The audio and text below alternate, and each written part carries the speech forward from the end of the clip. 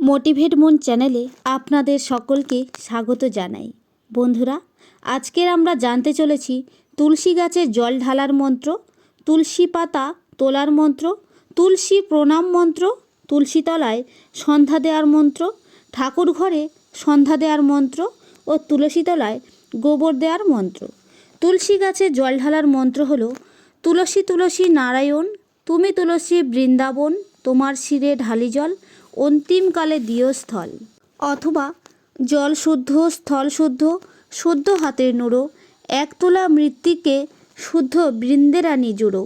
প্রতিদিন স্নান করে শুদ্ধ পোশাক পরে 3 বার এই মন্ত্র বলে তুলসী গাছে জল দিতে হয়। তুলসী প্রণাম মন্ত্র। তুলসী তুলসী মাধবীলতা, কও তুলসী কৃষ্ণ কথা, কৃষ্ণ কথা শুনলে কানে, দ্বাদশ প্রণাম তোমার চরণে। তুলসী গাছে জল দিয়ে 3 বার এই মন্ত্র বলে প্রণাম করতে হয়। তুলসী পাতা তোলার মন্ত্র। ডালে কৃষ্ণ পাতায় হরি, সরে বসো কৃষ্ণ তুলসী তুলি। এই মন্ত্র পাঠ করতে করতে হাততালি দিয়ে তুলসী পাতা তুলতে হবে। তুলসী পাতা তোলার সময় বাম হাত দিয়ে তুলসী গাছটি ধরতে হবে এবং ডান হাতে পাতা তুলতে হবে। তুলসী তলায় সন্ধ্যা দেওয়ার মন্ত্র। তুলসী তলায় দিচ্ছি বাতি, সাক্ষী থেকেও ভগবতী, সাক্ষী থেকেও দেবগণ আর লক্ষ্মী নারায়ণ।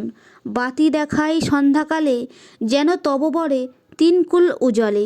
মিনতি করি দিয়ে গলে বাস, অন্তিমে দিও স্থান ওহে শ্রীনিবাস। তুলসী তলায় প্রদীপ দিয়ে এই মন্ত্র 3 বার পাঠ করতে হয়। ঠাকুর ঘরে সন্ধ্যা দেওয়ার মন্ত্র। সাত সন্ধে পবন বাতি, সন্ধেলন বসুমতী, সাত সন্ধে আগমন, সন্ধেলন নারায়ণ। তুলসী তলায় গোবর দেওয়ার মন্ত্র।